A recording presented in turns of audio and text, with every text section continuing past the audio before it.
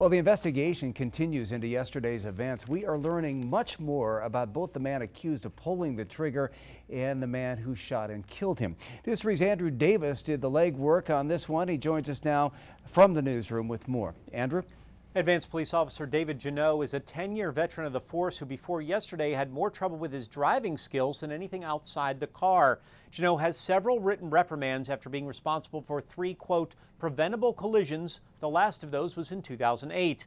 But other than missing a day in court in 2010, Janot was described in several parts of the personnel file as a leader on his shift and an excellent candidate to carry a taser. Now, we learned even more about the man Janot shot, Charles Smith, also known as Mr. D. A father of 4 with a baby on the way. That's how friends describe Charles Smith, but police know Smith much differently. We pulled his criminal record and he has 16 different arrests over almost a decade. The charges range from aggravated assault to cruelty to children to simple battery. But the one that may stand out the most is interference with government property.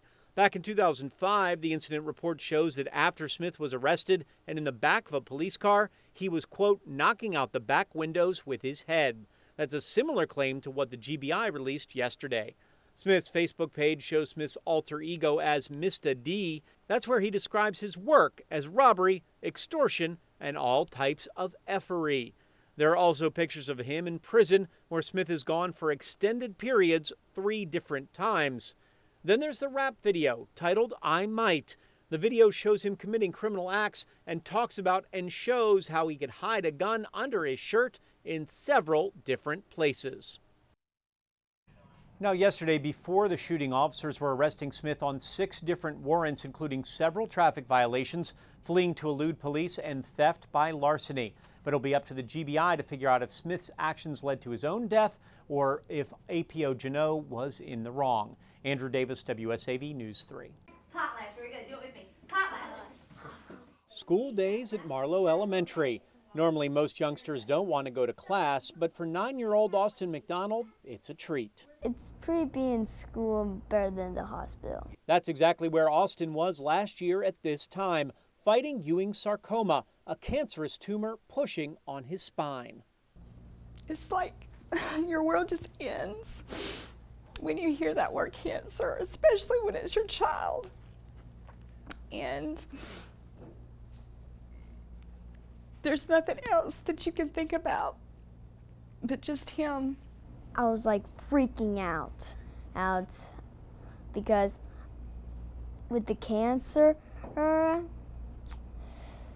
didn't know. Oh. You didn't know what was going to happen, huh? No, sir.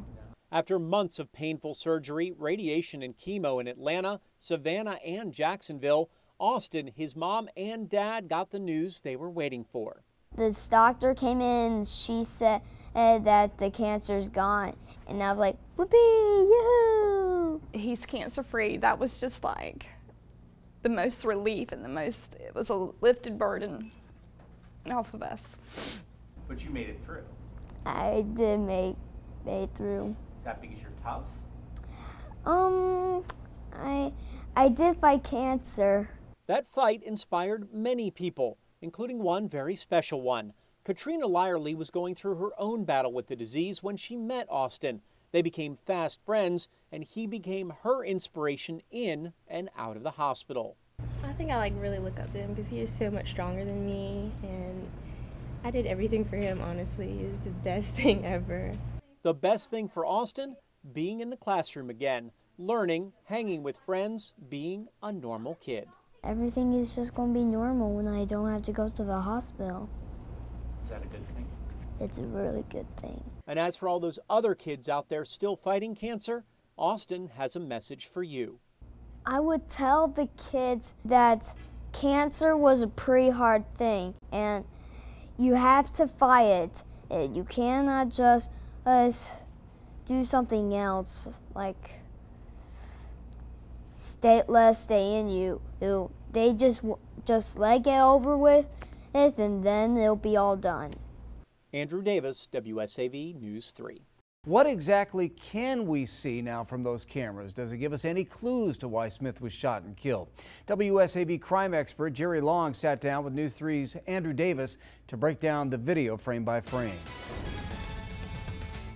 Both officers each have an arm, and then the third officer is at his feet. And so then the struggle ensues. When you get into that struggle, how careful do you have to be as an officer? You don't want somebody to go underneath them for two reasons. One, they can latch onto themselves and you'll never get your hands apart, or they might have something underneath them or in their waistband that you don't know. It appeared to me that he was trying to pull his hands underneath them. There's no audio on this. No. You would hear what the officers were telling the subject. You would hear them identify themselves. Hopefully you would hear what was being said as they're struggling on the ground, what the subject may have said. Audio gives you more of context. We couldn't tell you whether they would have felt anything that would have been on his body. No. There was a gun found at the scene, so we know that there is another gun. If it was on his person, and if you look at him standing in the window or as he's going out to the car, the pants are in fact very baggy, so it's very possible it could have been in his crotch. It's very possible it could have been somewhere under his shirt. You would believe that the officers would find it, but the search appeared to be a little cursory. When you were in a struggle with someone like that, you wouldn't know and you wouldn't be feeling around. No, your focus is control. Your focus is to get the cuffs on the individual and to stop the fight. With the situation the way it was in the store, would you as an officer give him a full search instead of a pat-down? And this particular subject, Charles Smith, in fact was known to have used firearms in multiple incidents. You would make every effort to make sure that he's not carrying one at the time of his arrest. You don't know what the subject's mindset was. You know, he's a convicted felon. He knows he's going to jail for 6 or 7 warrants, serious felonies, that he's going to go back for a serious time. So his mindset is, I am not going back to jail.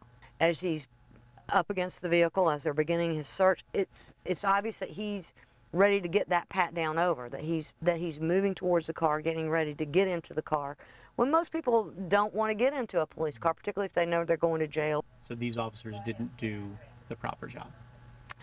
It looks like there was somewhat of a failure, yes.